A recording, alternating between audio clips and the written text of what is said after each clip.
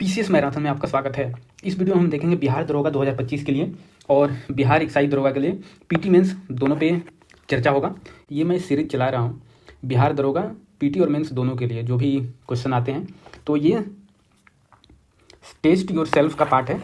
इस सीरीज का ये 7वां वीडियो है। तो इसमें मैं क्या करता हूँ कि कुछ 10-15 क्वेश्चन लेके आता हूँ कुछ टॉपिक पे जो आपको सॉल्व करने पड़ते हैं, और अगर आप उस टॉपिक का ये क्वेश्चन सॉल्व नहीं करते हैं तो आप उस टॉपिक को दोबारा रिवाइज करते हैं, उस टॉपिक से रिलेटेड सारी चीज़ें दोबारा पढ़ते हैं, जिससे अगर उससे रिलेटेड कोई भी क्वेश्चन आपके एग्जाम में आता है तो आपको कुछ भी कन्फ्यूजन नहीं होगा। आप 100% श्योर रहिएगा कि इसका आंसर यही होगा। इस सीरीज का मतलब यही है कि आपको ज़्यादा से ज़्यादा रिवीजन करवाया जाए, ज़्यादा से ज़्यादा प्रैक्टिस करवाया जाए, और उस टॉपिक से रिलेटेड चीज़ें आप रिवाइज करते रहें कि कोई भी क्वेश्चन आए उस टॉपिक से रिलेटेड तो आपका छूटे नहीं। तो चलिए पहला क्वेश्चन हम स्टार्ट करते हैं इसमें कि सर्वप्रथम राष्ट्रपति शासन का प्रयोग किस राज्य में किया गया था। तो आपको बताना है कि सबसे पहले प्रेसिडेंट रूल किस स्टेट में, किस राज्य में लगाया गया था आज़ादी के बाद। आज़ादी के बाद सर्वप्रथम राष्ट्रपति शासन किस में लगाया गया था। ऑप्शन है आपका बिहार, बी है यूपी, सी है पंजाब, डी है तमिलनाडु। क्योंकि इसमें मैंने हर टॉपिक से, हर सब्जेक्ट से लेके आता हूँ। इसमें कुछ मिसलेनियस क्वेश्चन भी हैं जो कभी कभी एग्जाम में पूछ लिए जाते हैं और वो हम लोग अक्सर पढ़ते नहीं हैं। जैसे ये राष्ट्रपति शासन है तो आप लोग भी 1-2 बार ही पढ़े होंगे, ज़्यादा पढ़े नहीं होंगे कि पहली बार किस में लगा था। तो ये कभी कभी आ जाता है अचानक से एग्जाम में, तो आपको बताना है first time president rule in India.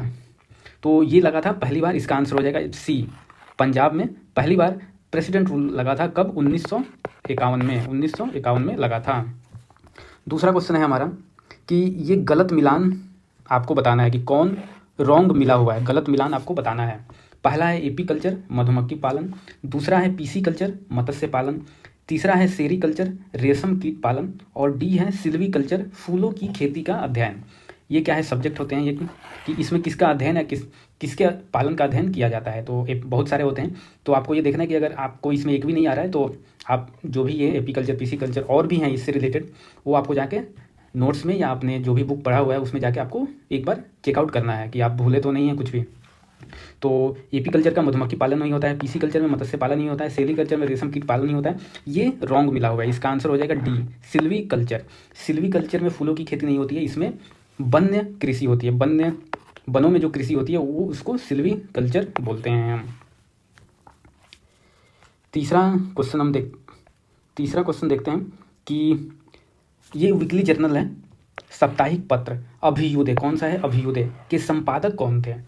जब हिस्ट्री हम लोग पढ़ते हैं तो उसमें बहुत सारे न्यूज़पेपर है, पत्र हैं, जर्नल हैं, तो उनके संपादक के बारे में पूछा जाता है कि कौन इसके संपादक थे।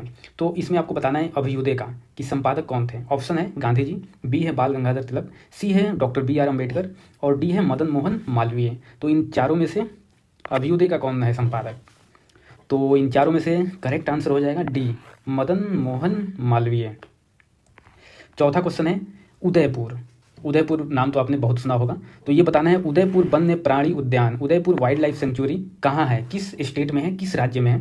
राजस्थान में है, बिहार में है, हरियाणा में है, या यूपी उत्तर प्रदेश में है। अब उदयपुर क्या है? उदयपुर एक सिटी भी है, तो लोग इससे कन्फ्यूज हो जाते हैं कि उदयपुर वाइल्ड लाइफ सेंचुरी वहीं है। तो ये ध्यान देने वाली बात है। कुछ है, आप देखिएगा पटना पक्षी विहार पूछा जाता है, पटना। अब पटना कहाँ है? बिहार में, लेकिन पटना पक्षी विहार है वो कहाँ है? उत्तर प्रदेश में। तो इसलिए कुछ सिटी के ऊपर जो बेस्ड है वो आपको ध्यान देने योग्य बात है। वाइल्ड लाइफ सेंचुरी हो तो इससे रिलेटेड आ जाता है। तो उदयपुर आपको बताना है कहाँ है।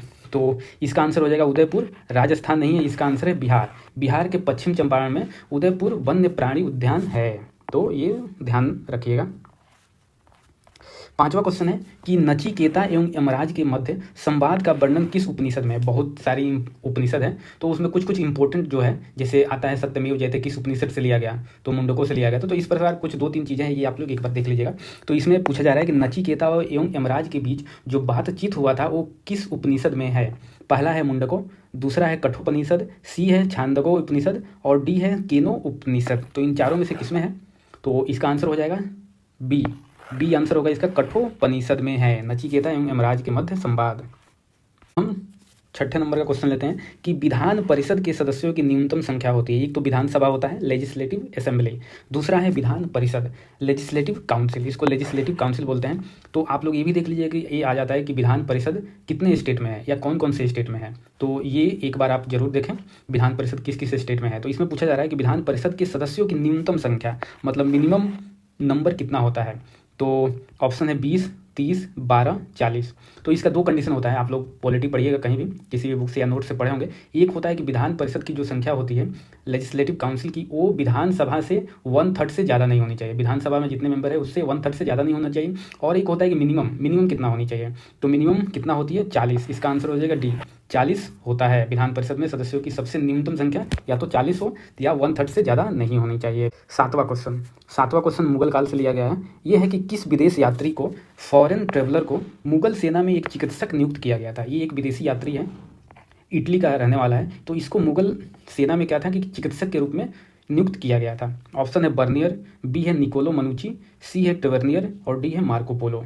इन चारों में से किसको चिकित्सक के रूप में नियुक्त किया गया था मुगल सेना में? ये विदेशी यात्री है, तो इसका आंसर होगा बी, निकोलो मनुची को एक चिकित्सक के रूप में नियुक्त किया गया था।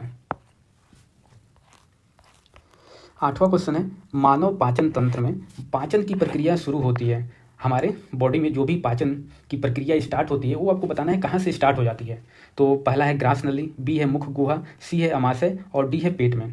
इन चारों में से कहाँ, ये नहीं बताना है कहाँ पचता है खाना, ये बताना है कि पाचन की प्रक्रिया कहाँ से स्टार्ट हो जाती है, ये बताना है आपको, शुरू कहाँ से होती है इन चारों में से। तो इसका आंसर हो जाएगा बी, मुख गुहा। जैसे ही आप मुख में डालते हैं खाना तो वो वहीं से पाचन की क्रिया स्टार्ट हो जाती है। तो ये ध्यान देने वाली बात है, इसमें कंफ्यूज हो जाते हैं हम, पेट अमाशय ये सब हम देखने लगते हैं, लेकिन इसका जो करेक्ट आंसर है मुख गुहा। नौवां क्वेश्चन है जियोग्राफी से, वर्ल्ड जियोग्राफी से है कि चिल्ली एक कंट्री है। चिल्ली एक कंट्री है, चिल्ली की राजधानी है, चिल्ली की राजधानी कौन है? ए है लीमा, बी है सेंटियागो, सी है लापाज और डी है बोगोटा। इन चारों में से इसका कैपिटल राजधानी क्या है? तो एक तो आपको देखना है कि चिली कहाँ है। चिली ये साउथ अमेरिका की एक कंट्री है चिली, तो उसमें जितने भी कंट्री है उसके आप लोग कैपिटल राजधानी देख लीजिएगा, कौन किससे टच कर रहा है ये भी देख लीजिएगा। इसका आंसर हो जाएगा चिली का कैपिटल है सेंटियागो, सेंटियागो इसका राजधानी है चिली का, बी आंसर हो जाएगा। 10वां है, ये करंट अफेयर से है कि 2026 में जो T20 वर्ल्ड कप होगा, ये क्रिकेट का मेन T20 वर्ल्ड कप, पुरुषों का जो T20 वर्ल्ड कप होगा कब? 2026 में, अगले साल। तो इसका आयोजन कहाँ पे किया जाएगा, किस कंट्री में किया जाएगा? पिछला साल आपने देखा था कि T20 वर्ल्ड का आयोजन कहाँ हुआ था? कैरेबियन कंट्री में हुआ था। इस और 2026 में इसका आयोजन कहाँ होगा? ये है साउथ अफ्रीका, बी है इंडिया, सी है ऑस्ट्रेलिया और डी है ब्रिटेन। इन चारों में से आंसर हो जाएगा आपका बी, इंडिया में अगले साल T20 वर्ल्ड कप होगा 2026 में। अब हम ये सबसे लास्ट क्वेश्चन है, ये आपको बताना है, इसका मैं आंसर बताऊंगा नहीं, आपको कमेंट बॉक्स में कमेंट करके बताना है इसका आंसर क्या होगा कि निम्न में से कौन सी रिपोर्ट वर्ल्ड बैंक के द्वारा जारी नहीं की जाती है। इसमें 4 हैं, इसमें से कौन कौन सी वर्ल्ड बैंक के द्वारा जारी नहीं किया जाता है रिपोर्ट? पहला रिपोर्ट है वर्ल्ड डेवलपमेंट रिपोर्ट, दूसरा है ग्लोबल इकोनॉमिक्स प्रोस्पेक्ट रिपोर्ट, सी है ग्लोबल जेंडर गैप रिपोर्ट, चौथा है वर्ल्ड इकोनॉमिक आउटलुक रिपोर्ट। ये 4 रिपोर्ट हैं, इन चारों में से आपको बताना है कौन जारी नहीं किया जाता है। और आंसर है, ऑप्शन है आपके, पहला एवं दूसरा, बी है दूसरा और तीसरा, सी है 2, 3, 4 और डी है 3 और 4। तो इसमें से क्या है कि कुछ वर्ल्ड बैंक के द्वारा जारी किया जाता है, कुछ नहीं जारी किया जाता है। तो इसको आपको कमेंट बॉक्स में कमेंट करके बताना है, इनमें से 1 और 2 होगा, 2 और 3 होगा, 2, 3 और 4 होगा या 3 और 4 होगा, इसमें से, इन चारों में से। तो आप लोग ये भी कमेंट करके ज़रूर बताइए कि आपके इन 11 में से कितने क्वेश्चन सही हुए हैं। आप लोग ये चेक कीजिए कि पूरा ऑनेस्ट से कि आपका कितना सही हो रहा है, और जो भी अगर कन्फ्यूजन भी हो रहा है किसी टॉपिक में या किसी टॉपिक में आपने तुक्का मारा वो सही हो गया, तो भी वो जाकर टॉपिक दोबारा रिवाइज जरूर कीजिए, क्योंकि यहाँ पे आपको वो देखना है कि आपको 100% आ रहा है। अगर नहीं आ रहा है तो वो टॉपिक दोबारा रिवाइज कीजिए, उससे रिलेटेड जो भी क्वेश्चन है वो ज़रूर एक बार देखिए, क्योंकि आपका सिलेक्शन इस बात पे निर्भर करता है कि आपने रिवीजन और प्रैक्टिस कितना किया है। ये इस बात में नहीं निर्भर करता है कि आपने पूरा पढ़ा हुआ है। अगर आप एक ही बार पढ़े हैं, पूरा पढ़े हैं, तो कोई मैटर नहीं करता है, लेकिन आप थोड़ा भी पढ़े हैं और उसको बार बार रिवीजन किए हैं, प्रैक्टिस किए हैं और उससे क्वेश्चन आ गया, तो आपका 100% श्योर हो जाएगा। तो इसलिए जो भी सिलेबस है, जो भी आपके एग्जाम में पूछा जाता है, उसको बार बार एक गैप के बाद रिवाइज करते रहिए।